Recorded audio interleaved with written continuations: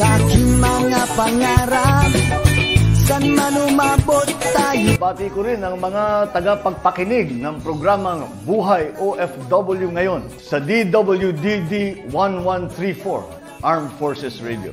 Mabuhay kayo mga OFW, mga bayani ng Pilipinas.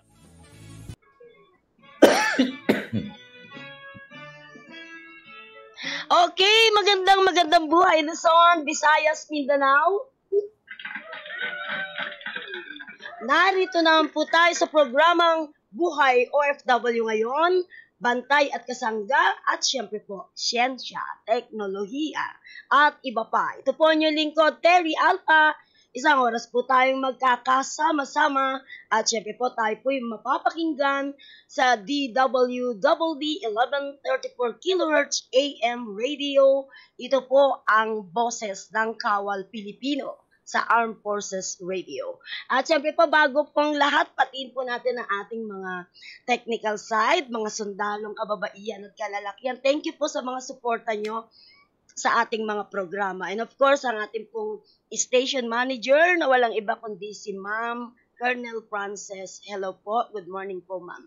Okay, at bago po tayo magsimula, number 1 din po ang ating followers and viewers sa 4 na sulok ng mundo. Ito po yung ating mga OFW.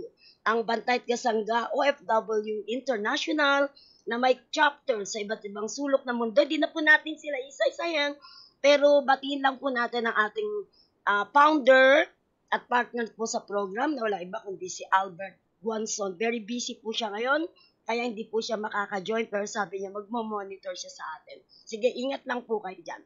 Okay, at syempre po, like and share sa ating pong page ng AFP Radio. Ayan, para po mapakinggan niyo po lahat ng mga programa dito sa ating station ng Boses ng Kawal Pilipino. Ayan, ngayon po ay may kasama tayong groovy. Ngayon po ay isa pong napakalaking karangalan na makapanayan po natin at makaugnayan ang masasabi nating isa pong tunay na leader, lalong-lalo na po sa field ng agriculture. Sabi nga po, hindi po ito stranger pagdating po sa mga accomplishment. At naku, ito 11 director na po siya ng Southeast Asian Regional Center for Agriculture. Ito po yung Sierka. Ang position niya po ay nagsimula noong 2019 at sabi nga ang passion po niya pagdating sa agriculture ay nagsimula sa napakaaga, napakabata. Imagine 16 years old, diba? Yung sa ngayon po yung mga 16 years old, nasa computer siya pala yan. Pero ito pong si Doc, nakakuha na po siya as one of the 10 outstanding youth scientists of the Philippines. Yan po yung award niya sa age na 16. At syempre po, yung iba po niyang mga accomplishment ay tatalakayin na lang po natin habang siya po ay ating ini-interview. Pakilala na po natin si Dr. Glenn Gregorio. Palakpakan po natin siya. Hello, good morning. Good morning, Terry. Good morning sa lahat. Maganda yung boses ng sundalo. Kahit ang agriculture, mga sundalo din kami. Yes po. Sa ating bansa. Food security, parang iniingatan mo yung food Kaya food security is the national security din natin. Kaya magpunta tayo. Ayan, alam niyo, ang haba po talaga ng ating, kung tutusin po talagang, pagka binasa ko po ito, baka po maubos yung oras natin. Sa dami po ng accomplishment ni Doc Glenn, Pero siguro yung mga important na lang din po, kasi malaman din natin na magaling din si Doc sa plant breeding Sa totoo lang po, meron po siyang farm at gusto po natin makita yan in the future. Kasi nakikita ko po sa picture, ang gaganda po ng ani ni Doc. Kaya naman pala, siya po ay plant breeder at PhD in genetic mula po sa University of the Philippines, Los Baños. Kung saan po, professor po kayo ngayon doon, Doc? Yes. Naman pala. And of course, yung lagi po nating kino-coverage, ang National Academy of Science and Technology, yun po yung NASE. Siya din po ay kabilang doon bilang isang academician. Ang say talaga ni Doc. Doc, 30 years, sabi. na talaga daw yung expertise nyo. Sa IRI naman po ito yung napaka-importante. Okay. At siyempre, tanungin na po natin si Doc, ano po ba yung una yung gustong pag-usapan natin, yung alam nyong napaka-importante sa ngayon? Yan. Maraming importante ngayon, pero siguro maikwento ko lang, kahapon may hearing or may discussion meeting yung Committee on Higher Education sa Congress. Maganda yung mga tinalakay, may mga bagong campus na ginawang independent na sila or autonomous sila, pero part pala sila ng parang may budget na silang binibigyan, tinutulungan ng Kongreso natin. At ang bago ngayon ay meron silang nilalakad na House Bill para i-rationalize o palakasin, patatagin lalo ang agriculture education, kasi alam nila itong agriculture education, ito ang nagsusupply ng pangangailangan ng ating farmer. At sa mga farmer, paano siya maging relevant, ano bang impact ng mga graduate natin sa agriculture. Gusto lang palakasin ito kasi matagal nang mahina parang ngayon lang napag-isipan na palakasin, pero may attempt naman palakasin, pero ngayon gusto nilang may batas na palakasin ang agriculture para lalong matulungan ng agriculture natin. Baka sakaling, sabi nila, baka sakaling hindi na tayo mag-import ng bigas. Tingnan natin kung ano ang mga pwedeng pag-discussan natin yung kung ano ang dapat gawin o bakit tayo 70 pa ay naangkat na bigas hanggang ganyan. Marami na daw tayong graduate. We have more than 100 plus ang ating agriculture colleges and universities, pero ganun pa rin daw. Ano kayang nangyayari sa yun nga po, Doc. Balik tayo. Yung pong agriculture graduate, sabi nyo, dami na po, di ba? Ano naman po yung nako-contribute nila para po sa paglago po ng ating agricultural sector? Napakalaki po. Kung isipin natin, kung meron tayong nagsasabit nga kami ng report kung anong mga impact na, may mga impact tayo. Hindi lang natin naramdaman kasi hindi natin pinapansin. Pag nagugutom na lang natin na pinapansin ng agriculture tapos nung pansinin natin, mahina pala, kulang pala ng suporta kasi yun ang pinakamahirap Una, ang mga kabataan natin, ayaw nilang, hindi kasi napapansin ang agriculture Nung pandemic lang natin napansin. Kaya, ang una, marami tayong nakakatulong. Mataas ang ani natin.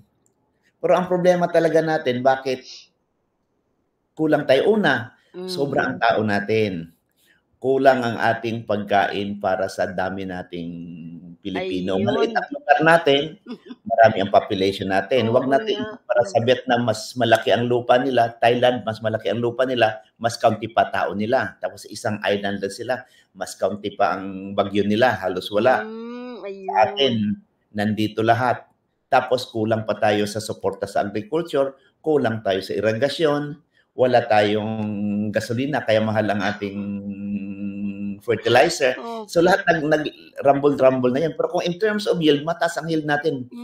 Tataas ang ani natin, biglang babagyuhin, mahirap naman talagang kahit anong gawin mo dyan, mahirapan tayo. So, ang siguro i-discuss pa natin lalo dyan, pero ang suma total dito ay dapat mag-diversify tayo. Hindi lang tayo mag-focus sa agriculture.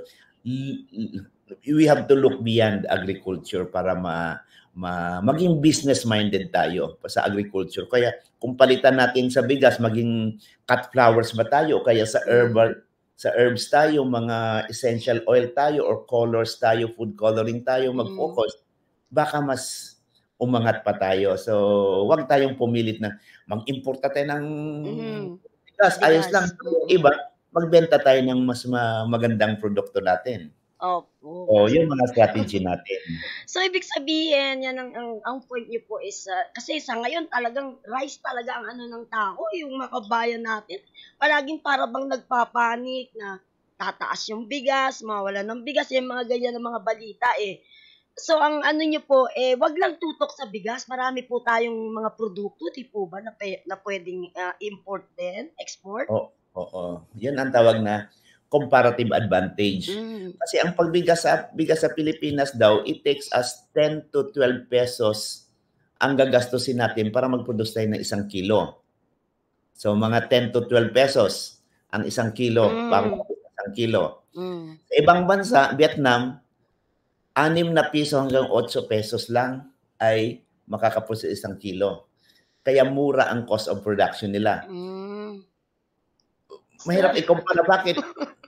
Bumili ka na lang tayo doon, hanap tayo ng ganun. Pero hanap tayo ng ibang produkto. Pwede bang saging tayo? Pwede ba tang banana? Pwede bang essential oil, which is our comparative advantage.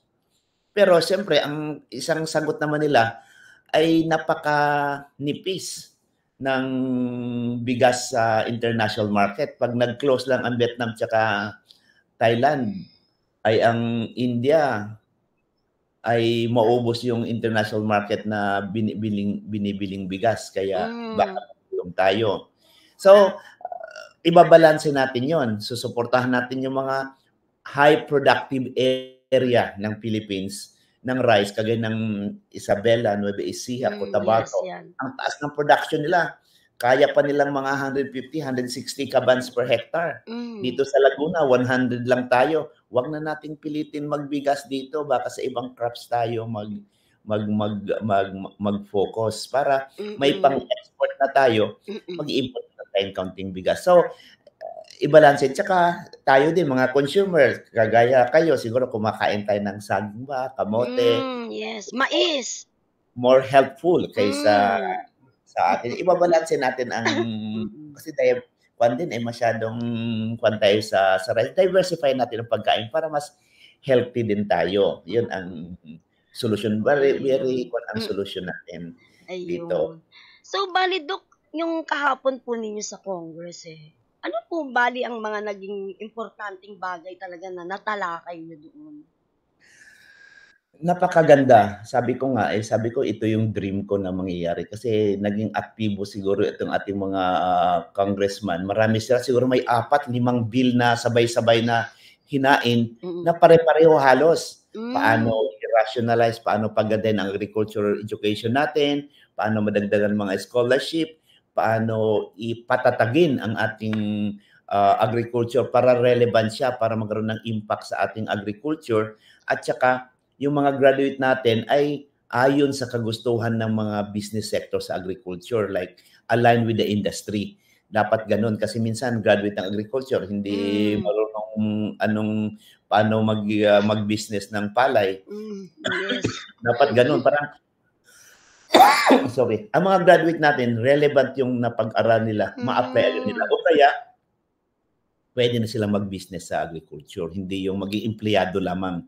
Pwede silang mag-business directly. Dapat i-immerse sila sa mga industry at saka ma-encourage natin ang mga industry din na mag-invest sa agriculture. Kasi yun ang problema natin sa investment sa agriculture. Very high ang risk. Napaka-risky. Kahit ako ang tanungin mo, kung pwede, huwag kang pumunta sa agriculture. Pero kung ang puso mo lang kasi natin, gusto natin masaya tayo doon. Yung passion nyo. Dapat tulungan natin naman ng gobyerno. Hindi yung bibigyan lang ng pera. Siguro kung ako ang masusunod, pautangin natin. Pero hindi pahirapan na mautang. Kasi nangyari ngayon, ibibigay, walang responsibilidad. Parang entitled lang akong makuha. Pautangin mo kasi baka magbayad yan para maramdaman niyang utang ito, kaya i-invest niya ito sa kanyang farm. Hindi yung, binigay, ibibili ko na lang to ng ano-ano, bibili lang ako ng TV o ipamayad ko lang sa ibang utang ko. Pero kung utang ito, kailangan bayaran mo, parang may sense of responsibility ka rin. Correct. At saka, taasan mo na lang ang market. Bigyan mo sila ng market, dito mo ibenta. Trader, siguro sabi nila, marami ang trader natin na sila nakikinabang. Hindi, mahirap din ang ginagawa ng trader. Ang gagawin natin sa gobyerno siguro, magdagdag tayo ng mga trader para mag-compete sila, para mapamahal natin ang bigas. At tayo namang consumer, maawa naman tayo sa farmer. Gusto man natin matulungan ang farmer, gusto naman natin mura ang bigas, talagang babagsak talagang ang kuha ng farmer. Willing din tayong mag-sacrifice ng kaunti. Yun ang balance doon. Gusto natin mura ang bigas, tulungan ang farmer. Parang baliktad Bali, ang hirap ng problema natin. at talagang napakahirap po talaga kasi tulad nga na sinabi nyo, yung mga problem natin dahil nagkakaroon tayo ng shortage sa rice, hindi lamang sa production, dahil kanyo katulad ng kalamidad, di ba po ba, biglang mag-aani na, biglang babagyuin yun ang madalas nating ma-encounter din, di po ba? So, tama po yung suggestion nyo na wag pumoko sa rice. Ano naman po masasabi nyo, Doc Len, sa mga sabi nga po parang bumababa na po ang mga estudyante na nagkaka-interest po sa agriculture. Parang gusto na nila ibang course na lang.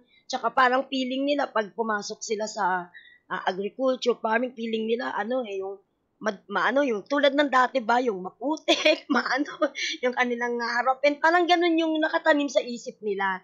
Paano po ba natin magagawa ng paraan na magkaroon ulit sila ng interest? Yun nga ang ginagawa natin. We are making agriculture enticing. We are making agriculture sexy again. Kaya ito yung ginagawa ng Senado. Dapat medyo kaiba na, hindi lang yun. Kagaya na ngayon, meron tayong mga bagong courses like culinary agriculture, creative agriculture, yung communication and agriculture, may create agri-entrepreneurship. Meron tayong agri-traders. Mga ganun dapat ang mga bagong mga pangalan, hindi lang agriculture. Kasi ang agriculture parang nasa ilalim ka ng araw Kaya ngayon na kasama yung kalabaw. Instead na agriculture, dapat food. Gawin mo isang university, College of Food and Wines. Parang iba na yung pangalan.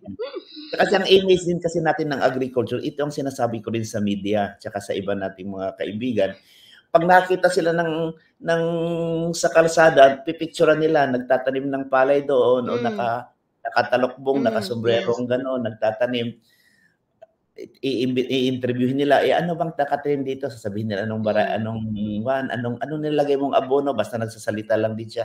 Hindi natin alam, hindi yun ang farmer. Farm worker yun. Ayun, sila yung farm worker. Iba yung farmer iba yung farm worker. Kasi minsan, kung anong gawin mo, tumaas man ang ani dyan, ang farm worker natin, ay yun pa rin ang sweldo niya. Yung farmer ang pag-usapan natin. Kasi sa isang farm, isa ang farmer, ang dami ang farm worker, nagtatanim yan. Kung makita mong farmer, nakapayong yan, nagbibilang yan ng pera kasi isisweldo niya kaya ang kanyang sweldo. Kaya iba yung farmer sa farm worker. If you want to help the farm worker na 350 or 400 ang kanyang sweldo araw-araw, ay sa DOLE tayo pumunta, hindi tayo sa DA. Kaya minsan kasi ang farm worker siya, ilalagay niya sa kanyang CV, sa kanyang ay farmer. Di ba? Yes. Ang farmer, yung anak, nag-aral siya, gardener lang o kaya nagpaupahan lang siya, farmer. Farm worker siya Kaya minsan, ang hirap you have to determine who are the farmers, who are the farm workers, landowner, at saka, gano'n ba ang ibig ko sabihin? So, DOLE tayo pumunta kung karamihan ng mga alam nating farmer ay yun ang tutulungan natin. Kaya minsan gano'n, know first the problem. Knowing the problem is half of the solution. Minsan, ganun kahit taasan natin ang benta ng bigas, maging 30 pesos yan, sinong kikita? Yung farmer na totoo. Yung expertise ng farmer nandoon sa nakapayo. Yung may-ari ng lupa. Hindi yung nagtatanim doon. Kasi yung mga workers, arawan yun yun yung sila po yung, kung ano po yung sinabi, susundin lang. Itanim mo yung bini, gano'n, patubig, yun lang siya. Iba yung farmers na talagang yung expert. Siya yung nagpaplano, siya yung nagmamarket. Lahat. Siya yung may system kung paano yung maggumanday-ani. Kaya sa ating mga taga-media, tama si Doc, yun ang hanapin nyo para interviewin. Para mas maganda yung maibigay sa ating informasyon about farmers. O di po ba? Kasi po, minsan, may mga anak ng farmers, sabihin, tatay, ayoko pong maging katulad nyo. Mga ganun Kaya ibang kurso ang kinukuha Kasi farm worker yung tatay niya eh. Ayun. At saka po sabi nga po, tumatanda na raw po yung ating mga farmers. Paano naman daw po in the future? Magandang tanong din yun, pero may sagot din ako doon. Actually, technically, hindi ako worried na tumatanda ang farmer natin. Kasi ang source ng farmer natin, Tita Terry, kung isipin mo, i-analyze mo, ang mga source ng mga new farmers natin ay hindi mga youth. Ay galing yung mga OFW na bumalik dito. Yes. Mga retired na military na 56 years old. Yes. Mga retired professor kagaya ko, nagre-ready, nag-start ako ng farming 50 years old ako. Ngayon, magsi-60 na ako. Baka after my teaching, I'll be going to farming. So yun ang source ng totoong farmer natin. Ayun. Tumatanda. Kaya, siyempre, we encourage the youth. Pero sa akin, mag-agriculture ka, you work sa research, you work sa farm ng mga multinational ba, or you could even go abroad.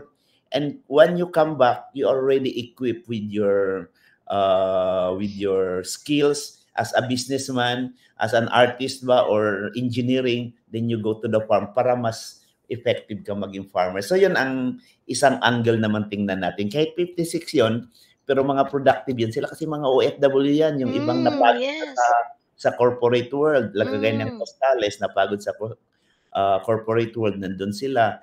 Mga retired na military na nakabili na sila ng lupa. Yung mga Doc, yung mga nagbabalik loob. Nagbabalik loob. Yung OFW natin, pagkatapos nila, pagbalik nila, bumili ng farm. Sila yung mga progresibo eh. Yung mga ibang farmers. So, in some sense, huwag tayong masyadong, tamang mag-concern tayo, pero mahirap mag-recruit sa very young age pa. Hindi pa yan interesado. Habang tumatanda tayo, naging interesado tayo sa farm. Babalik din tayo sa lupa eh. Tsaka po, ngayon eh, sa mga hindi pa nakakaalam, super high-tech na po talaga tayo ngayon kasi nagko-coverage kami diyan sa Muñoz sa rice natin, sa rice. Nakita namin kung gaano ka-high-tech yung mga gamit, may drone, siya po yung nag-aano ng seeds, di ba? Ganun na ang ngayon. Kaya ngayon, ako, a farmer ako, I have several farms. Namomonitor ko na yung farm ko kasi sinesend sa Viber sa akin ang picture, minsan binibidyo, ito nangyayari, anong solusyon dito. You don't need to go there. Kasi ko paliparin mo yung drone, titingnan ko yung east area dito kasi mukhang kulang ang fertilizer kasi ninilaw. Papakita niya sa akin, I don't need to go there. Then punta ko sa isang farm, punta mo nga message ko, paliparin mo ang drone dito sa area na to kasi mukhang matured na tong ating mga sagingan dito. Yung mga ganun bang technology, ganun na ang farmer ngayon. Ang galing nga eh. Pati nga po yung... na lang nandun, pati sweldo, lahat kayo, may GCash na kayo lahat, ha? Di ba? So, hindi na pupunta sa inyo para magkuha ng sweldo. Maganda pong recording ko, ganun, tapos picture nila yung ani, tapos sino yung iti-trade ko ng yung ito na yung cost ng saging namin, 60 pesos ng lakatan namin. Kukunin na, pupuntahan na niya on time yung harvest ng alas 9, pipick upin ng alauna yan dyan. Tapos isi-send sa akin ang pera. So I don't need to simple digital agriculture na lang yan. Makikita mo, araw-araw makita mo yung picture ng guwan. Pakita mo yung drone. Makikita ko pa kung sino na narbaho at saka hindi na narbaho. So, ganun lang kasimple yun. May CCTV na nakaano. May CCTV ka. Pwede pa rin palipin ang drone kasi walang CCTV dun sa drone. Makikita mo ngayon na pag nakita nilang drone, nananarbaho sila. Yung pong nakita namin na coverage namin dun sa Phil Rice po sa Nueva Ecija, yung pong drone nila, hindi po para mga monitor. Yung drone po nila, yun mismo yung nagtatanim. Siya yung may dalang binhi na Pwede na rin yung kaso kawawa naman yung workers, bawal ng trabaho. Hindi, kaya nga ang aim namin kagaya ng SERCA, what we're doing is agriculture and rural development. So, yung madi-displace doon na sila dapat, doon na ang farming ngayon, sa processing na yung iba, sa transportation, yung buong value chain na yung papasukan. Hindi lang production ng palay, dapat ikaw na rin magmi-mill, ikaw na rin mag-package nun, ikaw magbenta para mas malaki ang kita mo. At yung iba, doon na sila papasok. Ayun. Yung buong value chain. Kung kalamansi ka man lang, hindi lang harvest, extraction na yon hanggang canning, hanggang bottling, hanggang branding, hanggang transport na rural, kasama na yung rural development, hindi lang yung farming itself. So buong value chain dapat titingnan natin. Ayun. Kaya hindi mawawala ng trabaho, napakarami. Hindi kaya ng ano yan, ng mga machine o mga AI natin, mga artificial intelligence, yung pitas-pitas ng sinabi yung kalamansi, tsaka magbuhat. Talagang tao po ang kailangan natin diyan. Tao natin pag-process na yung ganun. So, dapat maging creative tayo, hindi mawawalan, madadagdagan ngayon. Mas level up na tayo. So, posibleng yumaman. Ang farming will be an entry point and will be the exit point of poverty. Pag nag-processing na tayo, kuha na tayo marketing, so doon napapasok yung mga anak ng mga farmer na iba.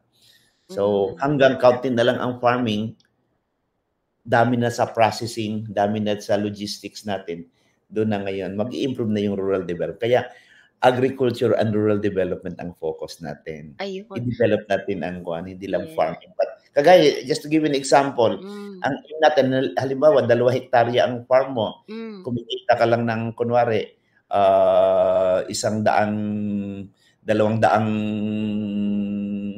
sako ang nakukuha mo doon. Wow. I-improve mo. Kasi 200 2 hektarya siya na-double mo ngayon ang production mo, naging 200. Kunwari, naging 200 kabans per hectare na. 1 hektarya na lang, yung sa 1 hektarya na lang, 200 kabans na makukuha mo. Hektarya na lang gawin mong rice, yung iba, vegetable na or other fisheries siguro. Hanggang dadami ka na ngayon. Yun magiging exit na ng poverty mo. Mag-production ka na, ay mag-processing ka na hanggang doon ka na. So, that will be an exit of your poverty. Kakaunti na lang ang mag-farming, doon na kayo sa other areas. Alam niyo po, yung farm po ni Doc, ang gaganda ng kanyang, nakikita ko talagang mga healthy, yung mga banana, talagang pang pang-export ang dating talaga ng mga product. Doc, nasa market na po ba yan? Yeah, actually, my one business is more on business in tissue culture banana lakatan. Kasi ang problema natin ng saging sa Mindanao, nagkakasakit na doon. May sakit doon. Kaya ang business namin ay dito namin sa Luzon tinatanim ang mga banana. So we're developing more than 100 hectare ng banana dito sa Luzon para kulang tayong banana, local banana natin ay nawawala na or mahal na. Dito natin sa Luzon. Mas malapit ngayon ang transport. Hindi na kailangan galing Mindanao.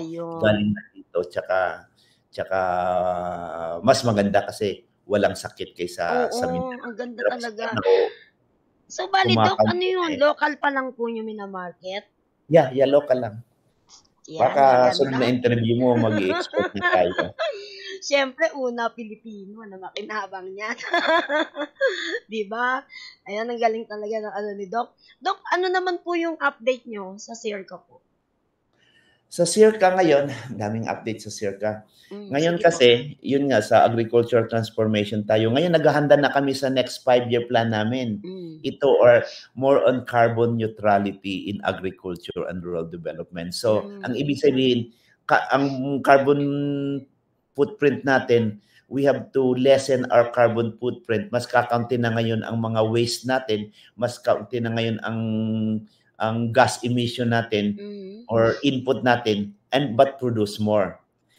Mag-recycle tayo ng mga compost tayo, recycle tayo, balik natin sa lupa ang dapat sa lupa, huwag sunugin, kasi yun ang way na matulungan natin ang environment at yung nagkukonsumo ng ating pagkain, mas safe sila. Yun ang responsibility sa environment, responsibility sa tao, One Health din ang ating pag-iisipan. Health ng halaman, health ng soil, health ng tao, ikot yan. Diyan lang tayo. Less ang input na natin, less na ang pesticide, as much as possible, mawawala natin yon. Mag-develop tayo ng crop na mas less ang kailangan tubig. So yung mga ganun ang namin, carbon neutrality in agriculture and rural development. doon na kami papasok ngayon. At the same time, education naman, kagaya ng siguro na balitan nyo na ngayon, meron kaming bago naming kurso ng micro-credential. Ang ibig sabihin niyan ay pwedeng kumuha ng patingi-tingi. Yung micro-credential, patingi-tingi. Okay yan. Patingi-tingi ang kuan mong kurso mo hanggang makita mo pag tingi-tingi, dumami na pala, pwede ka na palang maging graduate ng Master of Science in Food Security and Climate Change. Master of Science ng matatag ng iyong food security. Tinatagalog ko ang food security. Pagbabago, parang ano yan? Seguridad. Seguridad ng pagkain at sa kahit na dito tayo sa paiba-ibang klima. Ano ba sabi niyo nga, Dok, unti-unti, dahan-dahan, paano po ginagawa yung patingi-tingi? Paano po ginagawa? Umattend ka sa mga training, bibigyan ka ng certificate. Pwede kang certificate. Pa-isa-isa siya. Naka-attend ako ng organic farming. Ay, naka-attend ako ng isang certificate ng mga 1 month siguro training or 2 weeks na training sa on risk management ng flood. Hanggang makita mo dumadami yung certificate mo, ipapa-credit mo na ngayon yan, parang i-claim mo ilang units na to. Ay, 14 units ka na, 2 subject na lang, tapos mag-thesis ka na lang, pwede ka nang bibigyan ka ng degree ng masters. Oo nga naman. So, yun ang gano'n. Training ka lang hanggang wala kang intention na makagraduate. Graduate ka, yun ang patingi-tingi tayo. Ano pong qualification? Qualification yan. Dalawa yan. Ang una, kahit wala kang degree, pwede kang mag-1 sa mga tingi-tingi. Pero wala kang graduate. Pero kung graduate ka lang, gusto ko lang mag-1 na gano'n sa trabaho ko para ma-promote ako, di mag-1 siya ng training. Hanggang siguro mga after 6 years, 7 years, 8 years, ang dami ko ng training at tingnan ko nga natin. Tapos i-credit mo, ay mag-enroll ka ng masters. Ladagalan ng thesis, pwede na ito. Yun ang isa yung pating. Galing nga sa mga nanonood sa atin. Kita nyo, tingi-tingi yan. Pero magiging na kayo nun. Sir ka na, may degree ka na. May degree ka na. Ano po yan, Dok? Kung sa mga interesado po, paano po ba nila ma-avail? Yun, ginagawa namin yung method dito paano. Kasi ang iba online, halimbawa, ang kagandahan pa nito, pwede ka pang mag-enroll sa Pilipinas, pwede mag-enroll sa Indonesia, pwede sa Thailand, sa iba-ibang bansa. Kasi expert sila sa aquaculture doon, expert sila sa organic farming dito. Doon ka kukuha sa kanila, online lang. Galing mo. Abroad pa. Marami pang abroad ang kwan mo na napasukan mo. Pwede ka mag-graduate mismo kung gusto mo. Ayun, ayan, galing yan. Ang galing niyang, niya, si Sir ka po yan? Kasama ang CERCA dito. So, ito yung proposal namin na na-approve, may funding, masasampulan natin ito. Ayan. Kasi ito yung education in the future. Ganito na. Kaya pwedeng part-time ka lang, kahit sa Mindanao ka, sa liblib kang lugar, makakagraduate ka, hindi ka mo kailangan pumunta sa isang lugar lang. At saka, Dok, malaking tulong po yan doon sa mga hindi po makapag-aral dahil kahit walang panggastos. So, ano lang po ba yung pwedeng gastusin dyan? Hindi ka naalis sa lugar mo.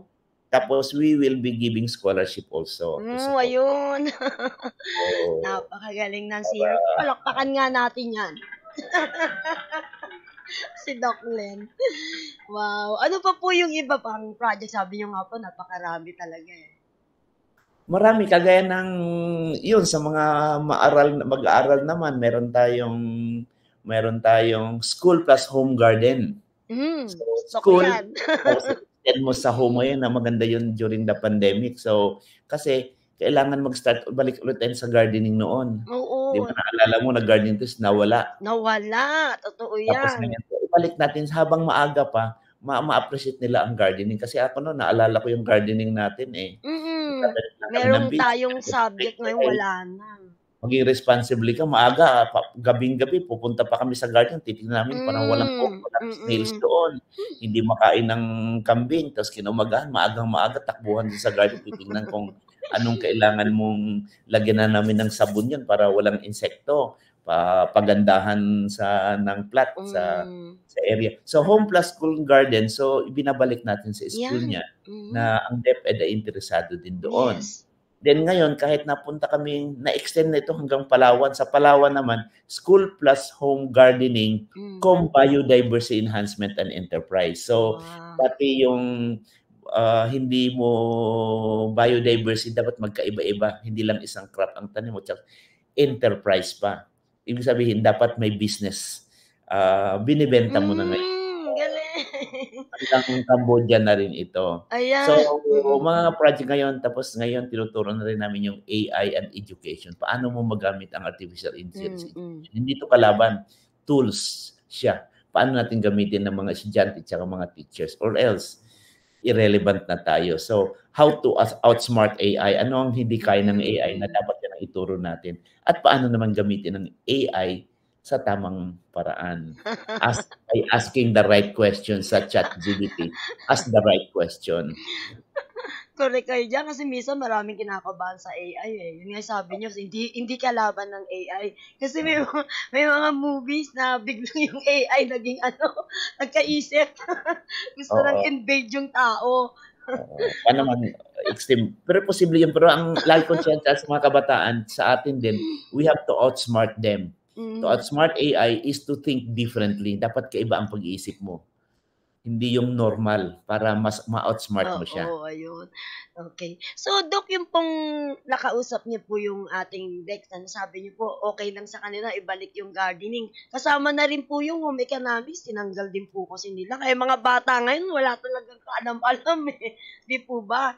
Okay na po ba yun? Binabalik na actually, kagaya ng example ngayon sa yung matatag na K-10. Parang inayos nila yung K-10 para ma-align sa K-12. Minsan nga, itong communication na rin problema natin nung sinabi ng DepEd na matatag na K-10 ang sasabi nila, ibabalik ang K-10. Mali. Kasi ang 11 to 12 ay inayos nila para tumugma doon sa kolehiyo. Ngayon, inayos naman yung K-10 para matugma doon sa 11 to 12. Kaya mali naman ang communication ngayon. Ang DepEd Secretary daw ay ibabalik sa K-10. Hindi, inayos yung K-10 para dumugtong sa 11 and 12. So, may mga ganong communication. Parang kasing nakaka-confuse po kasi yun eh. Hindi katulad po natin dati. Pag ito yung elementary, high school, and then college. Tapos. Mindset, i-change talaga natin. Exposed lang ako sa US din. Kasi ganun. Mga anak ko kasi homeschool kaya 11 to 12 sila. KK.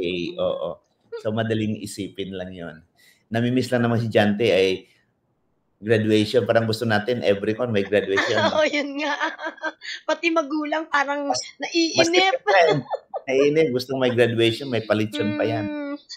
So, yun ang isang project namin K-12 AI. So, ang dami pa namin. Scholarship ang nagbibigay kami ng mga scholarship ng CIRCA. Ang CIRCA nagbigay scholarship kasi kung isipin mo ang CIRCA ay we want to influence yung mga policy makers tsaka yung mga magtuturo sa mga farmers, training the trainers ng farmer. Kasi marami tayong iba, farmer level ang tinuturuan.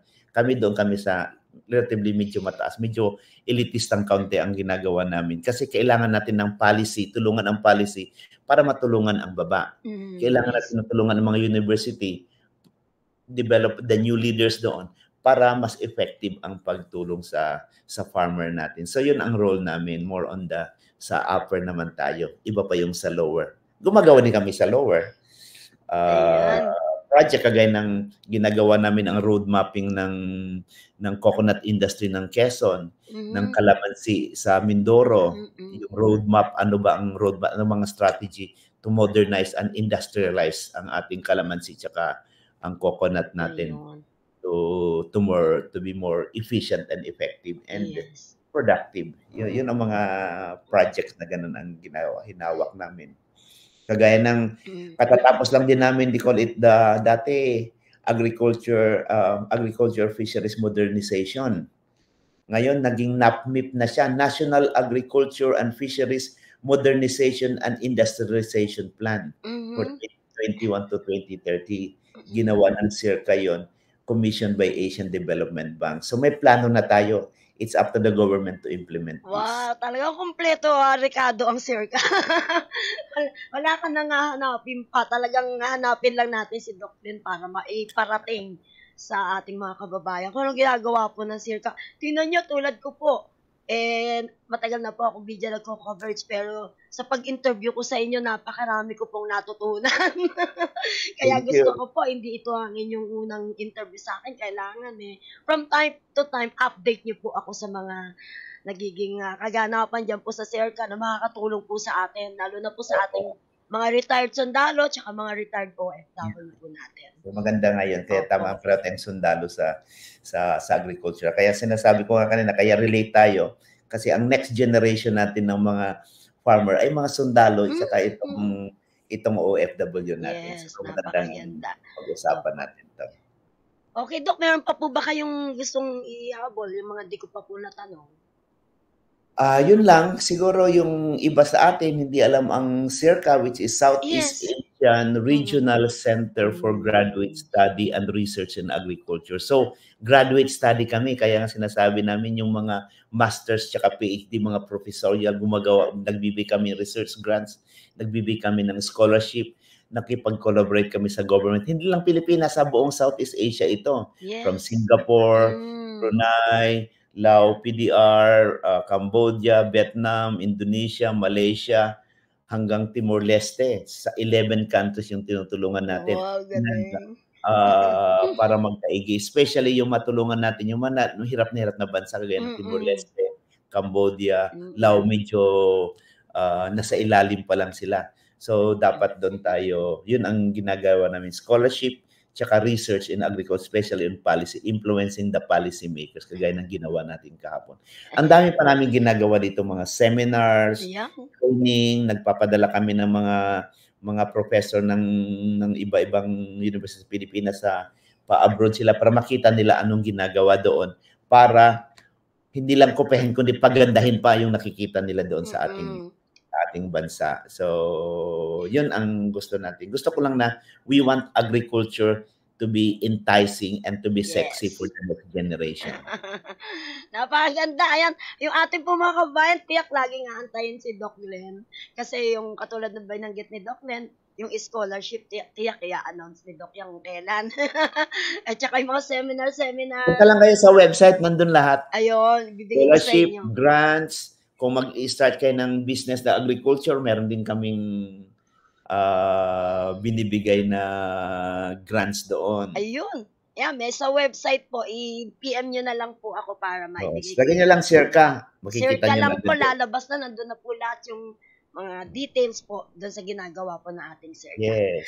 Yes, Doc Len, thank you so much. Palakpakan natin. Pero bago po kayo magpapaalam, Doc, ang inyo muna pong mensahe para po sa ating mga OFW at mga sundalo. Go ahead po. Yes, sa ating mga OFW at mga sundalo, kayo ay napakalapit ng puso sa CIRCA kasi alam namin kayo ang, kagaya ng binanggit ko kanina, kayo ang source ng mga new farmers natin. Kayo, kasi mayroon kayong knowledge, military, you have the knowledge, you have the expertise in business, you have the expertise in strategic positioning ng kaya pwede kayo sa agriculture. OFW naman, may counting capital kayo, tsaka experience nyo sa ibang bansa, i-apply natin dito sa kahit nasa factory kayo dan, pwede nating i-apply yan sa agriculture para ma-modernize natin agriculture. We need your input at kayo ang natutuwa kami, as I mentioned, ang ating next generation ng farmers ay galing sa sa ating militar at saka sa OFW. Maraming salamat sa inyo. Ayan, ako, sa nanonood sa ating mga sundalo. Ayan po and po mga chances ninyo. Dok, saan nga po ba location ng farm nyo? Yung farm ko, nga, may date pa tayo eh. Sige, dalhin mo yung pinag-meetingan na po namin na madalaw. Let's go. Actually, I'm organizing, they call it the Banana Festival, Harvest Festival. Yun, maganda. So, doon tayo sa ilalim ng sagingan. Tapos makita niyo yung bunga, nandun ang saging. Kasi may palayan ako, may vegetables, may forest pa ako sa isang area. Sa Los Baños lang. Kapit-bahay po Los Baños pa So, dalawa yung farm Sa doon. Bae Hindi ko lang. nabanggitin yung iba, baka ma-land reform ako. Doon naman Pag-usapan po natin yan kung kailan natin. Saka malapit lang kasi, very accessible siya. Malapit 5 minutes po. away lang galing sa akin dito. Kaya napupuntahan ko yung kahit outside office hours. Alas 5 pagpunta ko doon, I could spend 1.5 hours to 2 hours sa farms. Dati po kasi nandun ako sa likod lang po ng PICAR sa Los Baños. Dito lang ako sa Maahas lang, likod lang ng Iri. Katabi lang ng Iri. Po kayo. Doon sa may Bae, sa may Trangka. Ayan, sige, pag-usapan natin yung Banana Festival. Palakpakan po natin si Dr. Glenn Gregorio. Pinsan ko po ito Gregorio Day kasi ako. Thank you so much, Doc. Hindi po ito yung una yung tuloy na. Yeah. I-message mo lang ako pag may time ako. I enjoyed talking to you and the team. Yes. Mga Thank sundalo you so much. tayo. Yes. Thank you so much din po kay Miss Leia Domingo. Thank you so much. And of course, maraming salamat po sa ating mga nakinig at nanood. Sana po marami kayong natutunan sa aming pinag-usapan ni Doc. At muli, tayo muling magkakaniig. Ito po ay mapapakinggan nyo Wednesday, 6 to 7 p.m. sa AFP Radio, ang DWDD, Boses ng Kawal Pilipino. Pansamantala na po tayo magpapaalam. Thank you so much. Ito po si Terry Alpha. God bless po and take care. Thank you, Doc. Palakpakan po natin. Thank you.